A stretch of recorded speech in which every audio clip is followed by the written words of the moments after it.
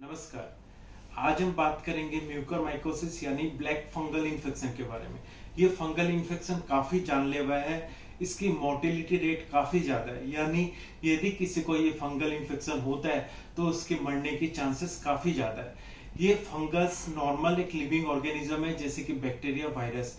ये नॉर्मली नमी वाली जगहों पे रहता है, जैसे कि सॉइल, मट्टी, या फिर पुरानी घर पे रोटी या ब्रेड पड़ी रहती हो, या फिर अपने कपड़े हम धोने के लिए रखते हैं वो काफी दिनों तक, तो उसमें भी ये फंगस चिपक जाता है।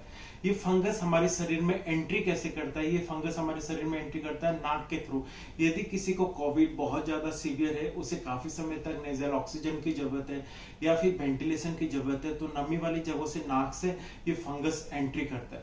यदि किसी को कोविड पेशेंट को काफी लंबे समय तक स्टेरॉइड दिया गया हो, ओरल स्टेरॉइड या फिर इंजेक्टेबल स्टेरॉइड, तो उसका इम्यूनिटी सिस्टम जो है कमजोर हो जाता है, सप्रेस हो जाता है।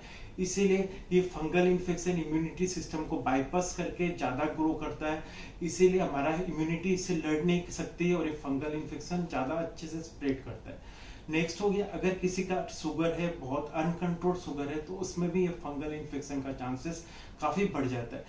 यदि किसी की ट्रांसप्लांट सर्जरी हुई हो या रिसेंट में कोई सर्जरी हुई या फिर कोई कैंसर पेशेंट है या एचआईवी पेशेंट है, तो उसमें भी ये फंगल इन्फेक्शन का चांसेस काफी बढ़ जाता है।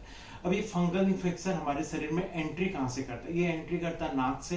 नाक के बाद ये मुख में एंट्री करता है, उसके बाद साइनसेस में एंट्री करता है, फ्रंटल साइनस, मैक्सिलरी साइनस में एंट्री करता है, उसके बाद में आंखों में एंट्री करता है, लास्ट में ब्रेन में एंट्री करता है। अगर ये फंगल इन्फेक्शन ब्रेन में अगर इन्फेक्ट करता है तो फिर उसके बचने की चांसेस काफी कम होती है।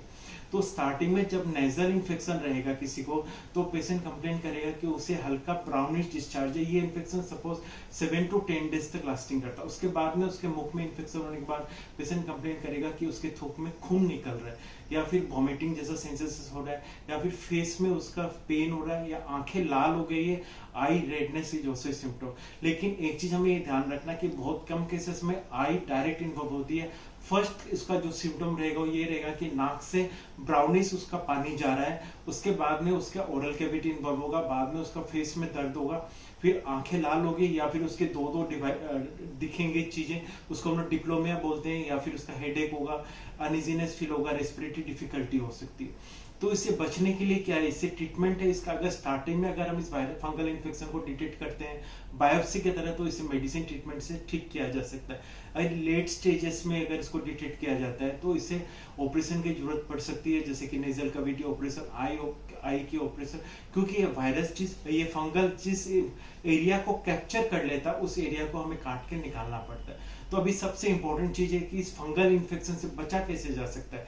इसे बचने के लिए सबसे इंपॉर्टेंट ये है कि हम सेल्फ मेडिकेशन ना लें, हम अपने आप से स्टेरॉइड कभी भी ना लें, हमेशा डॉक्टर के देख रेख में स्टेरॉइड का यूज करें।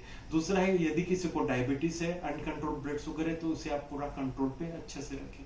यदि आपको म्यूकरमाइकोसिस से रिलेटेड या कोविड से रिलेटेड कुछ भी डाउट है या कुछ भी जानकारी प्राप्त करना है, तो निश्चित तौर पर आप मुझे व्हाट्सएप कर सकते हैं 7002283116। जय हिंद।